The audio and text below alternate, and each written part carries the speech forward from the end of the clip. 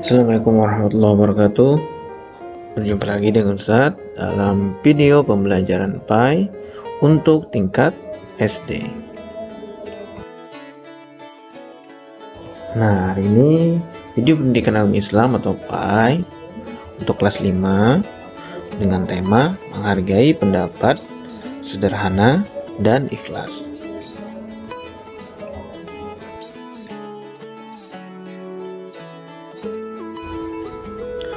Seperti biasa, sebelum belajar, sama-sama kita berdoa terlebih dahulu. Doa dimulai. Bismillahirrahmanirrahim. Raditu billahi rabba wa bil islami dina wa bi Muhammadin nabiyya wa rasula. Rabbi zidni ilma warzuqni fahma bi rahmatika ya arhamar rahimin. Amin.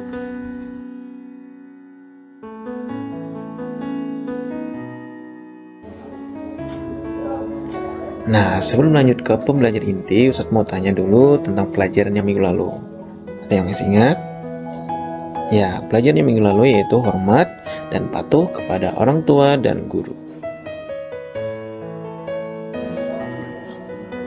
Nah, soalnya pelajaran kita pada hari ini yaitu menghargai pendapat.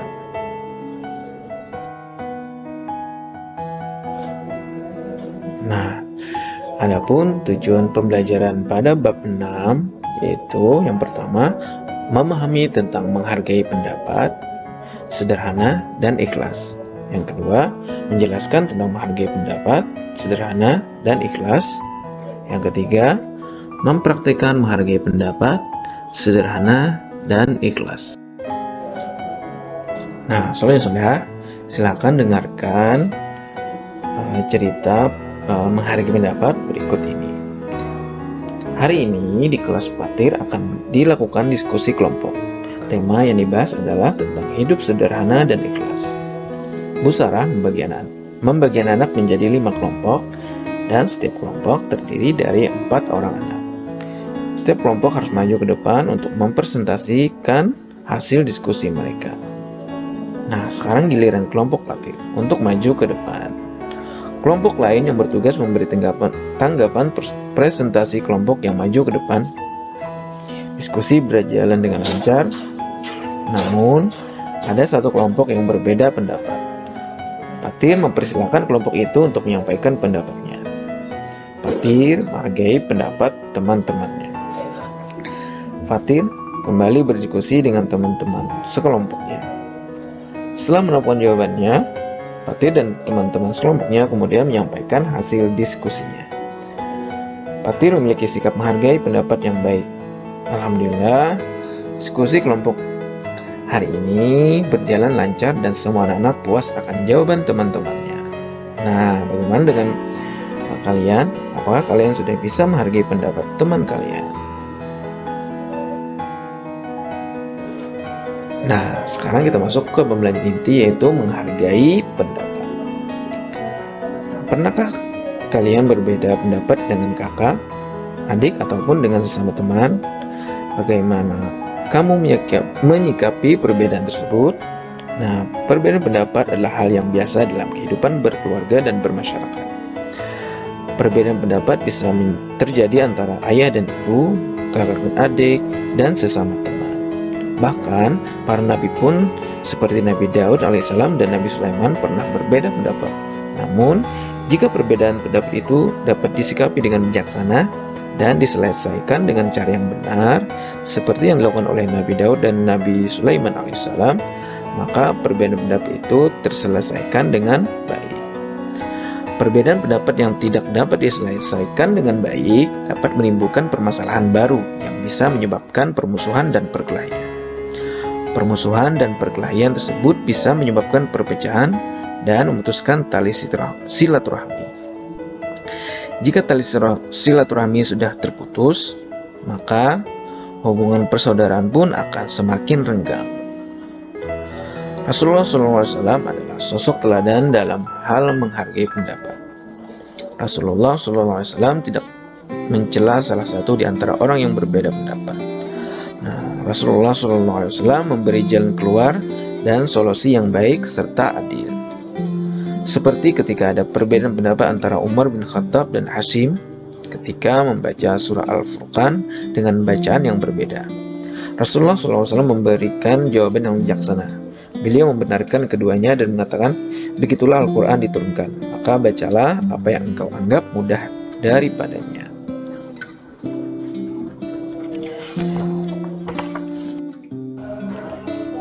Allah Subhanahu wa Ta'ala juga telah mengisyaratkan agar mengikuti apa yang paling baik jika ada perbedaan pendapat.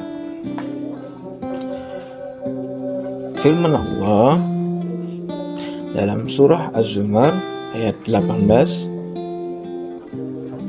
A'udzu billahi minasyaitonir rajim. Bismillahirrahmanirrahim. Alladzina yastami'una al-qawla fayattabi'una ahsanah. Ulaika alladzina hadahumullahu wa ulaika hum ulul albab.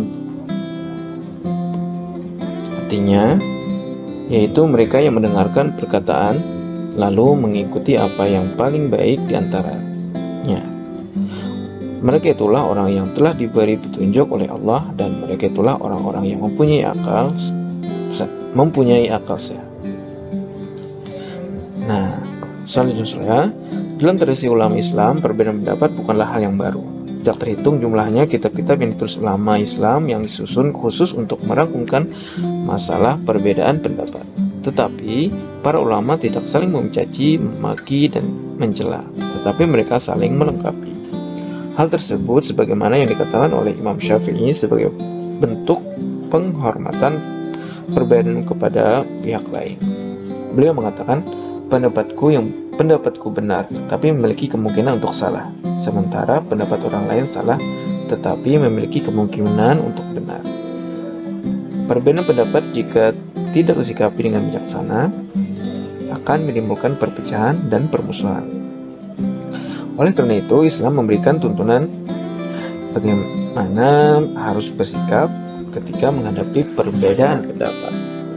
Berikut adalah adab yang harusnya dimiliki oleh kaum muslimin ketika ada perbedaan pendapat. Nah, untuk kesimpulan pada hari ini, yaitu perbedaan pendapat adalah hal yang biasa dalam kehidupan. Jika kita saling menghormati dan menghalangi perbedaan pendapat itu, tidak akan menimbulkan perpecahan dan kita bisa hidup rukun serta damai.